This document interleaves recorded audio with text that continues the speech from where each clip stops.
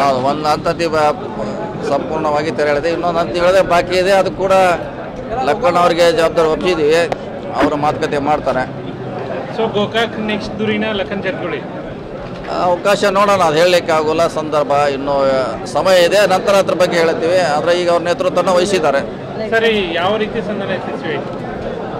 ಯಾವುದಂದ್ರೆ ಇದು ಲಖನ್ ಜಾರಕಿಹೊಳಿ ಲಕ್ಕನ್ ಜಾರಕಿಹೊಳಿ ಸಂಧಾನ ಇಲ್ಲ. ಅವರು ಕಾಂಗ್ರೆಸ್ನಲ್ಲಿ ಇದ್ದಾರೆ, ಕಾಂಗ್ರೆಸ್ ಪರವಾಗಿದ್ದಾರೆ. ಅವರೇನು ಕಾಂಗ್ರೆಸ್ ಮಾಡೋಲ್ಲ, ಕಾಂಗ್ರೆಸ್ಸಿಂದ ದೂರ ಇದ್ಲೇ ಅಲ್ಲ.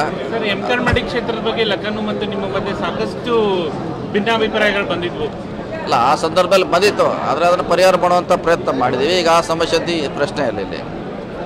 ಸರ್, ಆಮೇಲೆ ಬಳ್ಳಾರಿ ಕೂಡ ಲಖನ್ ಅವರ ಹೆಸರು ಕೇಳಿ ಬಂದಿತ್ತು ಬಿಜೆಪಿಯಿಂದ. ಇಲ್ಲ, ನಾನು ಹೇಳಿದಲ್ಲ, ಅವ್ರು ಯಾವಾಗ ಅಲ್ಲಿ ಕೇಳಿಲ್ಲ, ಅವ್ರ ಬಗ್ಗೆ ಚಿಂತನೆಯನ್ನು ಕೂಡ ಮಾಡಿಲ್ಲ. ಅದೆಲ್ಲ ಪತ್ರಿಕೆಯಲ್ಲಿ ಮಾಹಿತಿ ಹೊರತಾಗಿ ಅವ್ರು ಬಿಜೆಪಿ ಪರವಾಗಿ ಇಲ್ಲ ಅಂತ ನಾ ಹೇಳಿದ್ದೆ, ಸ್ಪಷ್ಟ ಹೇಳಿದ್ದೆ. ಅವರು ಕಾಂಗ್ರೆಸ್ ಪರವಾಗಿ ಇಷ್ಟಿದ್ರು, ಬಿಜೆಪಿನಲ್ಲಿ ಅವ್ರ ಹೆಸರು ಪದೇ ಪದೇ ಕೇಳಿ ಬರ್ತಾ ಇದೆ ಸರ್. ಇಲ್ಲ, ಆ ಥರ ಆಗುತ್ತೆ. ಕೆಲವರು ಆ ಥರ ಚುನಾವಣೆಯಲ್ಲಿ ಬಂದಾಗ ಆ ಥರ ಆಗುತ್ತೆ. ಆದರೂ ಅವರು ಕಾಂಗ್ರೆಸ್ಸಿನ ಪರವಾಗಿದ್ದಾರೆ, ಕಾಂಗ್ರೆಸ್ ಪರವಾಗಿ ಮಾಡ್ತಾರೆ. ಗೋಕಾಕ್ನಲ್ಲಿ ಯಾವ ಮಟ್ಟಿಗೆ ಬಿಜೆಪಿನ ಸೋಲಿಸಿ ಕಾಂಗ್ರೆಸ್ ಓಟ್ಗಳು ಬೆಳೀಕ್ಕೆ ಸರ್? ಇದೇ ನಮ್ಮದೇ ಅಂತ ಮತ ಬ್ಯಾಂಕ್ ಇದೆ. ಹೊಸದಾಗಿ ಸೃಷ್ಟಿ ಮಾಡಬೇಕಾಗಿಲ್ಲ. ನಮ್ಮದೇ ಅಂತ ಮತದಾರಿದ್ದಾರೆ, ನಮ್ಮದೇ ಅಂತ ವೋಟ್ ಬ್ಯಾಂಕ್ ಇದೆ. ಅದನ್ನು ನಾವು ಪಡೆದ್ರೆ ಸಾಕಷ್ಟೇ. ಇಲ್ಲ, ನಮ್ಮ ಮೊನ್ನೆ ಹೇಳಿದಲ್ಲ, ನಮಗೆ ಸ್ಪಷ್ಟವಾಗಿ ಮಾಹಿತಿ ಸಿಕ್ಕ ನಂತರ ಅದ್ರ ಬಗ್ಗೆ ನಾವು ಪ್ರತಿಕ್ರಿಯೆ ಮಾಡ್ತೀವಿ. ಈಗ ಲಖನ್ ಯಶಸ್ವಿ ಆಗ್ತಾರೆ ರಮೇಶ್ ಜಾರಕಿಹೊಳಿ ನೋಡೋಣ. ಅವ್ರು ಇನ್ನೂ ಟೈಮ್ ಇದೆ, ಸ್ಥಳೀಯವಾಗಿರ್ತಾರೆ. ಅವ್ರ ಜವಾಬ್ದಾರಿ ಕೊಡ್ತೀವಿ, ಅವ್ರು ಮಾಡಲಿ.